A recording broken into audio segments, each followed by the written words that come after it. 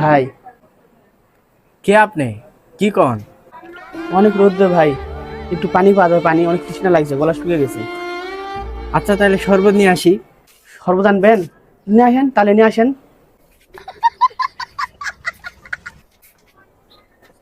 ভাই শরবত খান।